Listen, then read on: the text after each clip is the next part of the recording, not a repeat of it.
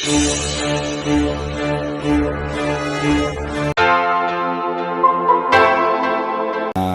மார்க்கத்துக்கும் ஞான மார்க்கத்துக்கும் என்ன வித்தியாசம்? பக்தி மார்க்கத்தில் ஒரு மனிதனானவன் முழுமையடைய முடியுமா? அதாவது மனிதனுடைய வாழ்க்கை வந்து நாளாக பிரிக்கப்பட்டிருக்கு. முதல்ல கடவுளை என்னென்ன தெரியாமல் வாழ்வாங்க. அப்படி தானே இருந்திருக்கிறாங்க. இயற்கையை வணங்கினாங்க. அதுக்கப்புறம் கடவுள்னு ஒன்று கிரியேட் பண்ணாங்க. அதுக்கப்புறம் தான் புரிஞ்சது இங்கே எல்லாமே ஒன்று தான், ஆதியும் ஒன்று தான், நம்மளும் ஒன்று தான், அதெல்லாம் நம்ம நிர்வாகம் பண்ணப்பட்டுக்கிட்டு இருக்கோம் அப்படிங்கிற ஒரு உணர்வுக்கு வந்தாங்க. ஸோ அதுக்கப்புறம் தான் பிரிஞ்சது அத்வைதம் துவைதம் அப்படின்னு சொல்லிட்டு. இப்போ துவைதம்னா கடவுளை படைத்தவங்களை தனித்து வச்சு பார்க்குறது, நம்மளேருந்து வேறுபடுத்தி பார்க்குறது. இப்போ எனக்கு வேணும், ஏன்னா இதை நம்ம கேட்குறோம்ல, எப்போ நம்ம ஒன்றும் பிரபஞ்சத்தில் நோக்கி கேட்குறோமோ அன்றைக்கி நம்ம துவைதத்தில் இருக்கும், அதாவது இருநிலையில் இருக்கும். இப்போ படைத்தவன் கொடுக்குறவன் வேறு ஆளாகவும் நம்ம வாங்குகிற ஒரு ஆளாகவும் இருக்கும். ஸோ இதுதான் பக்தி மார்க்கம். ஸோ அதுனால பக்தி மார்க்கத்தை பலவாக வச்சுருக்குறாங்க. சக்தி மார்க்கம்னு வச்சுருக்காங்க, வைஷ்ணவ மதத்தில் வச்சுருக்காங்க, சைவ சித்தாந்தத்தில் வச்சுருக்காங்க. அவங்களுக்கு பிடிச்ச மாதிரி யாரோ ஒருத்தர் ஃபாலோ பண்ணுறாங்க. ஆனால் கடவுள்னு பார்த்தா ஒன்று தானே இருக்க முடியும். சக்தி வேறையாக இருக்க முடியாது, சிவம் வேறையாக இருக்க முடியாது, மகாவிஷ்ணு அப்படிங்கிறது வேற முடியாது. எல்லாம் ஒருத்தர்லேருந்து தான் தோன்றிய விஷயங்கள். ஸோ பக்தி மார்க்கில் பலதரப்பட்ட வேறுபாடுகள் இருக்குது, கோணங்கள் இருக்குது.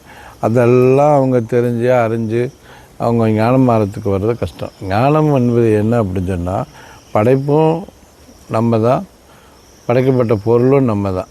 எப்போ ரெண்டையும் வேறுபடுத்தி பார்க்காம ரெண்டும் ஒன்று தான். இப்போது நம்ம சாப்பிடணும்னா யார் சம்பாதிக்கணும்? நம்ம தான் சம்பாதிக்கணும். ஒரு காரை ஓட்டணும், யார் ஓட்டுறா? இங்கே படைப்பு ஓட்டு தான், நம்ம ஓட்டுறோம்மா. ஆனால் ரெண்டுமே இருக்குல்ல, ரெண்டுமே இருக்குது. படைப்பும் இருக்குது, நம்மளும் இருக்கோம். ஸோ இது ரெண்டும் இல்லாமல் அதுதான் செஞ்சிட்டு இருக்குங்கிற ஒரே உணர்வோடு வந்துட்டோம்னால அது ஞானமாக இருக்கும். ஏன்னா இங்கே நான்கிறது ஒன்று தனிச்சு இல்லை, நான்கிறது ஒன்று தான் இருக்குது, அது மேலே இருக்குது. அதுதான் எல்லாத்தையுமே வச்சுட்டு இருக்கு. இப்போ மக்கள் எல்லாம் என்ன பண்ணா, இப்போ நம்மெல்லாம் வாழ்கிறோம் அப்படின்னு சொன்னால் ஒரு போட்டுக்குள்ளே உட்காந்துருக்கிற மாதிரி தான். போட்டை ஓட்டுறது ஒரே ஆள் தான்.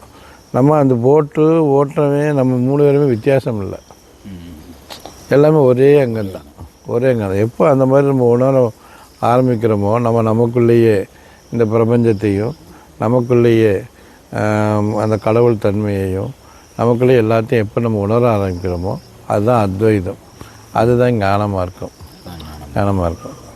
பக்திக்கும் ஞானத்துக்கும் ரொம்ப வித்தியாசம் இல்லை, சின்ன வித்தியாசம்தான். இவங்க கடவுளை வெளியில் வச்சு பார்க்குறாங்க, அவங்க கடவுளை உள்ளே வச்சு பார்க்குறாங்க. நல்வாழ்த்துக்கள் ஜி. இப்போ பக்தி மார்க்கத்துக்கும் ஞான மார்க்கத்துக்கும் விளக்கம் கொடுத்துட்டீங்க. இப்போ பக்தி மார்க்கத்தில் பார்த்தீங்க அப்படின்னா இருநிலை துவைதம் அப்படின்னு சொல்லிட்டீங்க.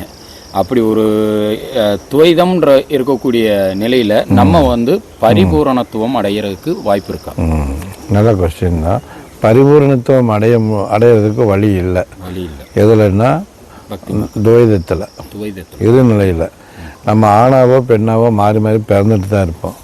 எப்போ நம்ம ஆணும் இல்லை பெண்ணும் இல்லை, நான் தான் சிவம்னு எப்போ உணர்றோமோ அப்போ தான் உங்களுக்கு அத்வைதம் ஸ்டார்ட் ஆகுது. ஸோ அத்வைதத்தில் மட்டும்தான் நம்மளுடைய கர்மா ஃபினிஷ் ஆகும், எல்லாமே ஃபினிஷ் ஆகும். இதில் ஃபினிஷ் ஆகாது. இதில் அத்வைதத்தில் துவைதத்தில் இருநிலையில் ஃபினிஷ் ஆகாது. எப்போல்லாம் இருநிலை இருக்கிறோமோ அப்போது அது இருநிலை இல்லை, ரெண்டு பேரும் ஒன்று தானே. இப்போ ஒரு உடலாக ஆணும் பெண் இருக்குது, ஆணும் பெண் இணைஞ்சிருக்கிறோம். ஆனால் வாழ்க்கையில் அவங்க வேறையாக இருக்கிறாங்க, நம்ம வேறையாக இருக்கிறோம். எப்போ இந்த வேறுபாடையே இல்லாமல் பரிபூர்ணத்துவமாக சகலம் ஒன்றுன்னு எப்போ உணர்றோமோ அன்றைக்கி எல்லா கர்மாவும் போயிடும். கர்மாவே மாயிலேருந்து தானே வருது. அப்போ பக்தி மார்க்கத்தில் இருக்கிறவங்களுக்கு பிறப்புகள் இருந்துக்கிட்டே தான் இருக்கும். அவங்க எப்போ ஞான மார்க்கத்துக்கு அதுக்கப்புறம் தான் அவங்களுடைய கர்மாக்கள் கழிய ஆரம்பிக்கும். இதில் பக்தி மார்க்கத்தை கடவுள் தனியாக ஒருத்தருடைய கர்மாவை தீர்க்கவே முடியாது. கேட்குறப்ப கொடுத்து அவனுக்கு ஆகாமிய கர்மா அப்படிங்கிற ஒரு கர்மாவை கூட்டி தரதான் முடியுமே ஒழிய குறைக்க முடியாது. குறையாது. ஆகாமிய கர்மான்னு சொல்லிட்டு புதிய கர்மா கூடிக்கிட்டே இருக்கும். ஏன்னா கடவுள்கிட்ட போயிட்டு 100 ரூபா கேட்குறப்ப கொடுத்துட்டாரு, அப்புறம் போய் சும்மாவா இருப்பார், 1000 ரூபா கேட்பாரு, அப்பால் லட்சம் கேட்பார். அவர் கர்மா முடியாது. ஆனால் அத்வைதத்தில் இங்கே கேட்குறதுக்கு தான் யாருமே இல்லையே. கேட்குற பொருளும் நான் தானே, கொடுக்குறவங்களும் நான் தான், வாழ்கிறதும் நான் தான், எல்லாம் நானே தான் இருக்கிறேன். அதில் வந்து என்ன கிடையாது, அவ்வளோ முடிஞ்சு போச்சு. கர்மாவும் முடிஞ்சு போச்சு, எல்லாமே முடிஞ்சு போச்சு. அதனால தான் சொல்லுவாங்க. இப்போ ராவணன் வந்து ராவணன்ட்ட கேட்குறாங்க, நீ 7 பிறப்படுத்து நல்லவனாக வாழ விரும்புறியா, 3 பிறப்படுத்து கெட்டவனாக வாழ விரும்புறியான்னு சொல்லிட்டு. இப்போ ராவணன் 3 பிறப்படுத்து கெட்டவனாக விரும்பி நான் முடிச்சுக்கிறேன், கர்மாவை முடிச்சுக்கிறேன் அப்படின்னு நாட்கலாம். இதுதான் ஃபினிஷிங். எப்போ ஒரு மனிதன் வந்து தன்னுடைய பயணத்தை 2 இல்லை, எதுக்காண்டி சம்பாதிக்கிறோம், யாருக்காண்டி சம்பாதிக்கிறோம், நமக்காண்டி இல்லை, நம்ம கூட உள்ளவங்களுக்காண்டி சம்பாதிக்கணும். நமக்கு என்ன பிரபஞ்சம் நிறையா கொடுத்துருக்கு, பழங்கள், தண்ணிகள், ஒரு தடவை இப்போ கையேந்தினா சாப்பாடு, கோயிலில் கொண்டு இருந்தால் பிச்சை கிடைக்கும், பள்ளிவாசலில் போயிருந்தால் பிச்சை கிடைக்கும், சர்ச்சில் போயிருந்தால் பிச்சை கிடைக்கும். இறைவன் எல்லா இடத்துலையும் கொடுத்துருக்கான். பட் நாம் ஒரு வீடு கட்டி கூடு கட்டி வாழ்கிறோம். அதுக்குள்ளே என்ன பண்ணுறோம், அது வந்து துவைதம் தான்.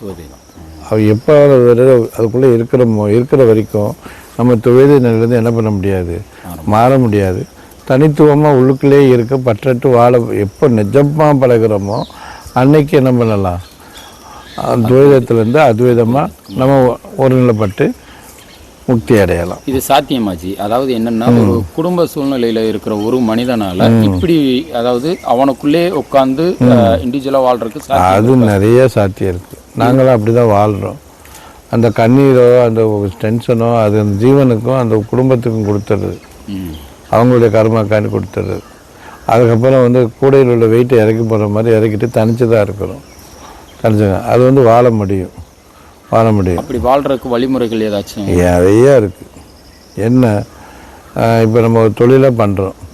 இப்போ தொழிலில் வந்து நமக்கு எக்ஸ்ட்ரா ஒரு 50,000 கிடைக்குது, எக்ஸ்ட்ரா 50,000 கிடைக்குது. அந்த 50,000 கிடைக்கிறப்போ இந்த குடும்பத்துக்கு இது வந்து பொது காசு அப்படின்னு என்றைக்கு நமக்கு தோணுதோ, அது ஒரு எல்லாம் தோணுதோ, அன்றைக்கி நம்ம என்ன பண்ணிடலாம், மாறிடலாம். ஏன்னா இப்போ தொழிலில் வந்து லாபம் இல்லாமல் பண்ண முடியாது. இப்போ இந்த பில்டிங் வாடகை கொடுக்கணும், மக்களுக்கு சம்பளம் கொடுக்கணும், இதெல்லாம் இருக்கும். இதெல்லாம் போக ஒரு அமௌண்ட் மிஞ்சுதா, அந்த மிஞ்சுறதுல குடும்பத்துக்கு எவ்வளவு, பிரபஞ்சத்துக்கு எவ்வளவு அப்படிங்கிற ஒரு கணக்கு போட்டிங்கனால உங்களுடைய பயணம் ஸ்டார்ட் ஆயிடுச்சு. நீங்கள் வந்து இல்லை எல்லாமே நான் தான் சம்பாதிச்சதுன்னு எப்போ நீங்கள் உணர்றீங்களோ அப்போ அது ஸ்டார்ட் ஆகாது. இங்கே நம்ம சம்பாதிக்கல, கொடுக்கப்படுது. எல்லாருக்குமே ஒரே அறிவு இருக்கும். ஒருத்தன் ஐஏஎஸ் படிச்சிருப்பான், சம்பாதிக்காததை 2வது படிக்கிறவன் சம்பாதிக்கிறான்ல. அப்போ வந்து இதில் சம்பாத்தியத்தில் வந்து படிப்பிலையோ அவருடைய அறிவிலையோ கிடையாது, இது கொடுக்கப்படுறது. அப்போது அந்த மாதிரி உணர்ந்துட்டு எல்லாமே பிரபஞ்சத்தோடு தான், எல்லாமே ஒன்று தான் அப்படின்னு சொல்லி இந்த இடத்துல நமக்கு ஒரு லாக், இந்த கூட்டத்துக்கு நம்மளை லாக் பண்ணியிருக்கான் பொறுப்புக்கு. அந்த பொறுப்புக்கு மட்டும் இருந்துட்டு போயிட்டோம்னா மேட்ரு முடிஞ்சு. அதுக்குள்ளே நீ எப்படி இருக்கேன், நான் இப்படி இருக்கேன், நான் உனக்கு இப்படி செஞ்சேன், இப்படியெல்லாம் போயிட்டு இருந்தோம் அப்படின்னு சொன்னால் எதிர்பார்ப்பு. அப்போ ஆட்டோமேட்டிக்காக இது கிடையாது, ஞான மார்க்கத்தில் வர முடியாது. ஸோ குடும்பத்துக்குள்ளே இருந்துக்கிட்டு ஞானத்தில் இருந்து முக்தி அடைஞ்சவங்க நிறைய பேர் காட்டில் சுற்றி ஞானம் அடையலை, வீட்டில் இருந்தவங்க தான் நிறைய பேர் ஞானம் அடைஞ்சிருக்கிறாங்க. அதனால் வந்து குடும்பத்தில் வாழ்ந்துக்கிட்டு முக்தி அடைகிறது கஷ்டம் இல்லை, ரொம்ப ரொம்ப ஈஸி. அது அந்தந்த மனிதனுடைய மனசை பொறுத்தும் அவனுடைய கருணையை பொறுத்தும் தான் இருக்குது. நல்வாழ்த்துக்கள். இந்த வீடியோ உங்களுக்கு பிடிச்சிருந்தா லைக் பண்ணுங்கள், ஷேர் பண்ணுங்கள். உங்களுக்கு ஏதாவது சந்தேகம் இருந்தால் கமெண்ட் செக்ஷனில் கமெண்ட் பண்ணுங்கள். இன்னும் இந்த சேனலை சப்ஸ்கிரைப் பண்ணாமல் இருந்தீங்கன்னா சப்ஸ்கிரைப் பண்ணிக்கோங்க.